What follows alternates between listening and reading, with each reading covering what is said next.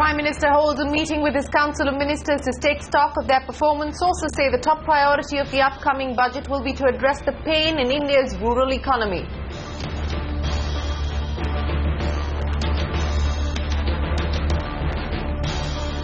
The telecom regulator has all set for the upcoming spectrum auction, proposes to auction the highly efficient 700 MHz band for the first time with a pan-India reserve price of over 11,000 crore rupees is very ambitious, say industry experts. Will she or won't she? Global market on tenterhooks as Janet Yellen gears up to announce the US Fed rate decision later tonight. A CNBC survey shows Yellen will maintain status quo. HDFC reports a muted set of third-quarter earnings. Profits miss estimates and provisions rise marginally. IDFC Bank reports a steady third quarter, its first ever since becoming a bank. India jumps 9 places in the Transparency International Corruption Rankings, moves up to the 76th spot among 168 nations. Denmark, Sweden and Finland lead the charts. Why the urgency, asked the Supreme Court to SEBI over appointing a self-regulator for the mutual fund industry, wraps the market regulator for what it terms as improper conduct. The deadly Zika virus enters Europe. Man in Denmark tests positive after the mosquito-borne virus. Many South American countries ask women to avoid pregnancy as the virus could be dangerous and could cause serious birth defects in children. Also on the show, our budget caravan rolls into the village called Bol in Gujarat, where a Tata Motors plant has transformed the lives of many people. And what do the capital market and the insurance industry want from the finance minister's upcoming budget? A special report coming up.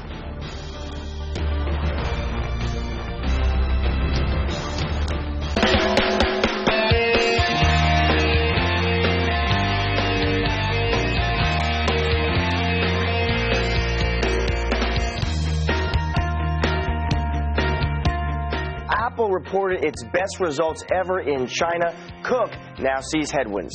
Our financial position has never been stronger.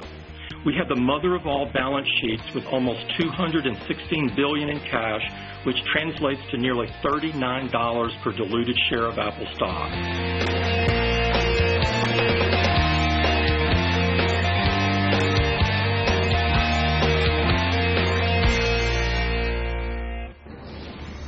Well, Apple shatters records once again, $18 billion in profits in just 3 months, but that is not good enough for Wall Street. To put things in perspective, Apple's quarterly profit is more than the market cap of Indian giants like Tech Mahindra, HCL Tech and others. Good evening.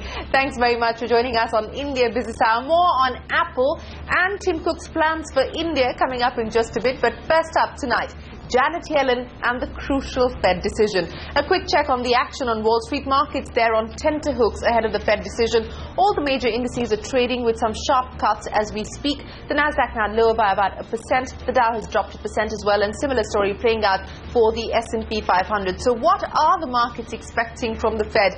An exclusive CNBC survey shows that Wall Street expects Janet Yellen to hold fire, at least for now. Here's Steve Leesman with the details of the survey. Steve, so status quo, is that what the street is expecting? There's been a lot of criticism about the Federal Reserve and the rate hike amid global weakness and all the market volatility, especially the sell-off in the market. But the 40 respondents to the CNBC Fed survey say overwhelmingly that the quarter-point rate hike in December was the right move. 80% of the 40 respondents say it was the right move. Only 15% say it was a mistake. In fact, they think the Federal Reserve will do more. 100% say no rate hike at this meeting, but 88% say the next move by the Fed will be to raise rates. Only 10% say it will be to lower, and only 3% say it will be new QE. Rather than canceling rate hikes, the panel believes that the Fed will simply delay them. Here's the Fed timeline. The next hike in the prior survey had been in April 2016. Now that's moved to May, as you can see there, May 2016. When will the balance sheet be allowed to run off? It had been December 2016. Now that's moved to February 2017. And what we call the terminal rate, where will the Fed finally stop and when? It had been the first quarter 2018 at about 2.6%. Now it's pushed ahead a quarter to the second quarter of 2018, 2.56% is the number now. What about the path of the funds rate? Well, you can see back in September 2014, we thought that the funds rate would be at 2% in 2016. That's come way down. It's like baking easing out of the cake. Now the belief is at the end of this year, the funds rate will be 0.88%. The end of next year, just 1.6%. Back to you.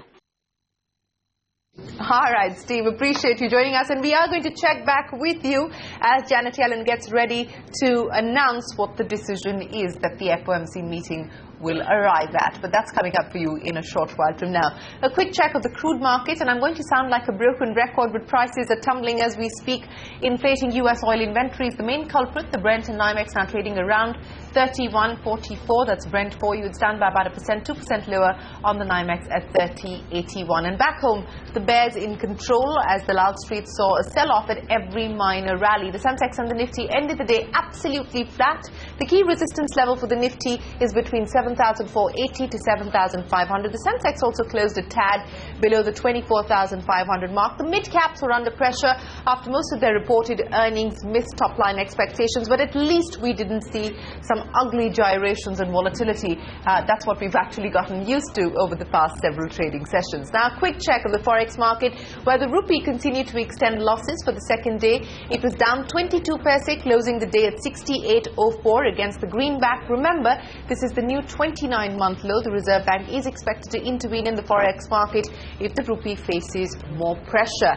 But let's head to the big story this evening. The Prime Minister is holding a review meeting of his Council of Ministers today to take stock of their performance. CNBC TV 18 lands the top priority for the upcoming budget will be to address the pain being felt in India's rural economy. Ritu joins us now with the details. Ritu, the meeting at the Prime Minister's residence currently underway. This is in that sense also a performance appraisal of sorts. The government's focus now clearly seems to be on course correcting as far as the rural sector is concerned and bringing in more intervention to address the agri distress. What are you picking up? Well, there is no sign of that meeting ending anytime soon, but we understand that over the past 20-odd months, whatever decisions have been taken related to the social sector, to the rural sector, those decisions are being reviewed at the moment. Now, what we understand from our sources is that in this budget, the social sector schemes, rural sector schemes, and low-cost housing, these will be three top priority areas, and the reason is very simple.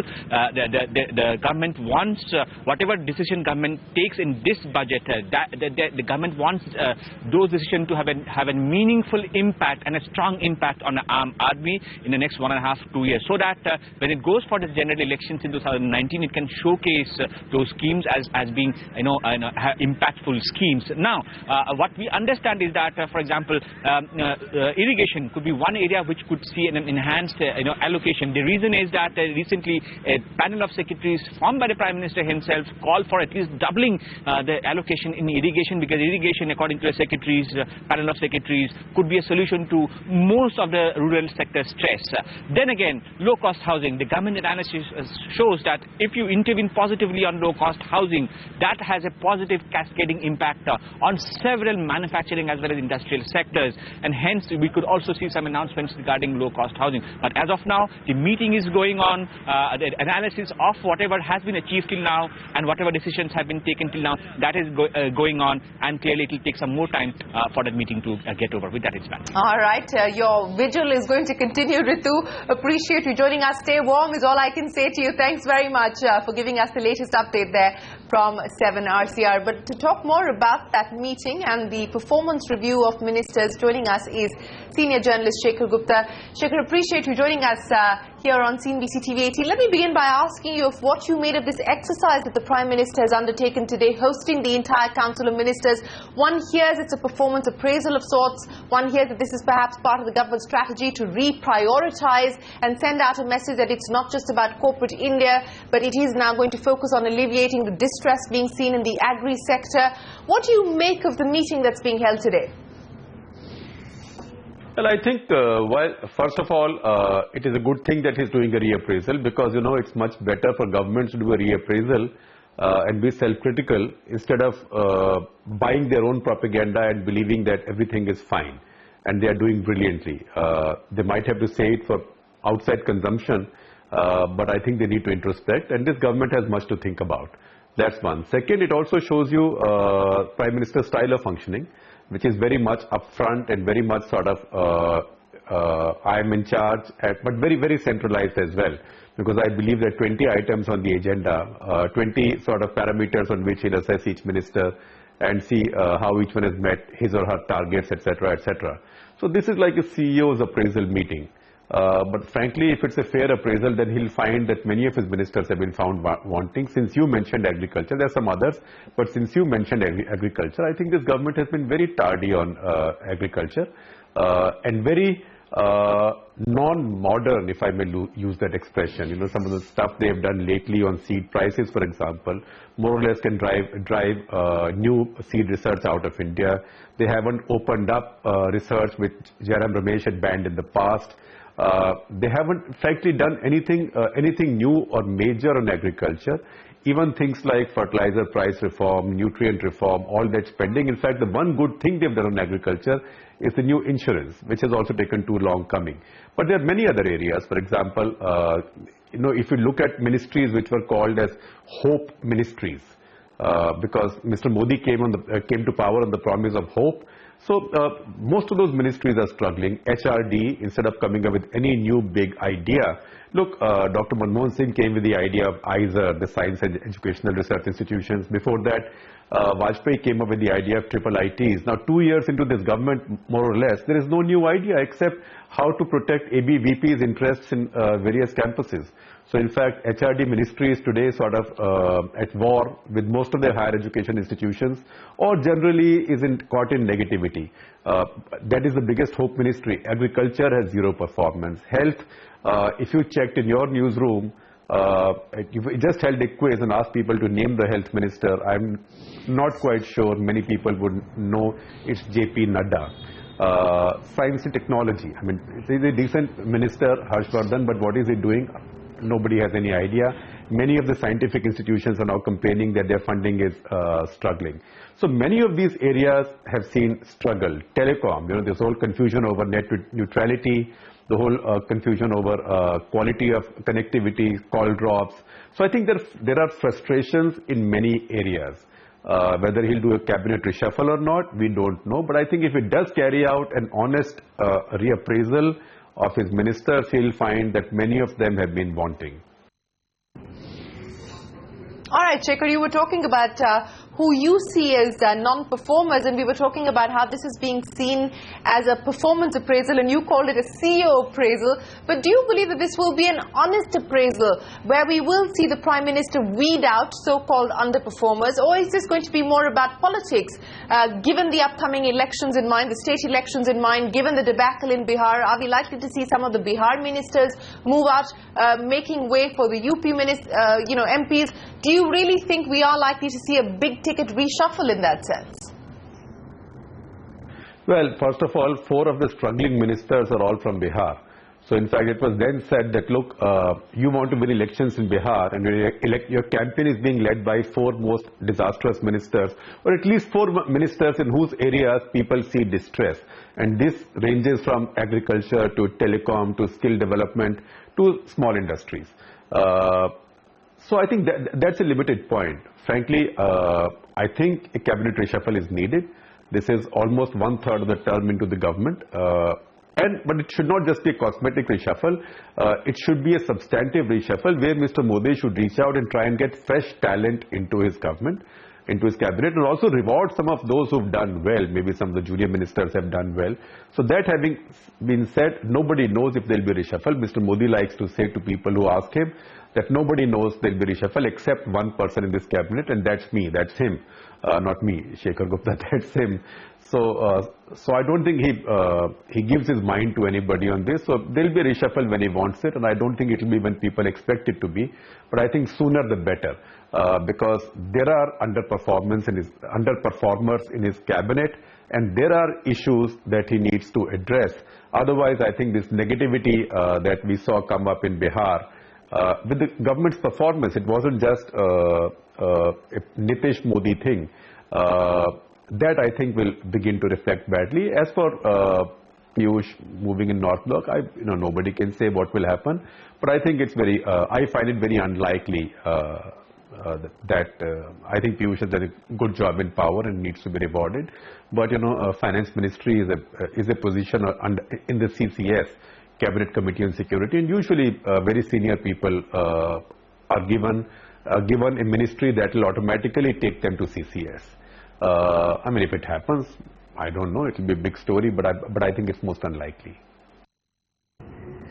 Well, we can only guess at this point in time whether there will be a cabinet reshuffle, and if at all there is one, who's going to move where. But Shekhar, what we are given to understand now, and there almost seems to be an acknowledgement within government that there needs to be a course correction on addressing the distress in the rural sector. And that brings to point a little bit of the reprioritization that we've been talking about. Perhaps higher allocation for the NREGS, which in a sense the government was trying to disown, may not have cut necessarily the allocation, but it always said that the NREGS was a symbol of the UPA's failure, so to speak. Do you believe that Budget 2016 is going to mark that reprioritization, because there is now an increasing sense of an India shining deja vu that's underway? Look, first of all, I don't think NREGS saw any major cuts. NREGS depends on the states, and money is available where it needs to be implemented. So I am hoping that the course correction they make will be course correction in the area of economic reform and allowing more industry, in letting Make in India and Startup India to ideas to grow. So more jobs are created. I will hope and pray that they don't go the povertarian way in panic. Because when governments in power panic, they start thinking of throwing more money at the poor. And right now, fiscal situation is easy because oil prices have fallen so much, and most of that price fall has been folded back into the fisc because government keeps increasing excise. So I hope that doesn't happen, and I'll be sort of unpleasantly surprised if this government went the povertarian way. But certainly, I think there will be a new emphasis on agriculture, and I do hope there will be a more modern minister in agriculture, because agriculture now is a technological thing. Agricultural economics now is a complex thing. You cannot go on and on with Jaivik Kheti and cow dung and cow's urine. I mean, wonderful as those things might be. But you have to take your agricultural discourse way beyond that, because if Indian agricultural, just as a lot of people currently involved in agriculture have to be moved to industry and services and other jobs, more paying jobs, those who continue to be involved in agriculture, their incomes have to increase. So I think you might see some populism, like maybe now increases in minimum support prices may come in. But I think there are big areas in agriculture, for example, pulses.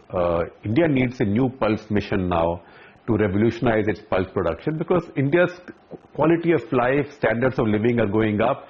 People are consuming more protein foods, and those are the ones that are prone to inflation. So I think there will be some focus in those areas, but I do hope it will remain there and not become sort of a populist or povertarian. Because the problem is that whatever the government may have done, and I know that 7.5% looks like very good growth, but I don't know how many people believe the new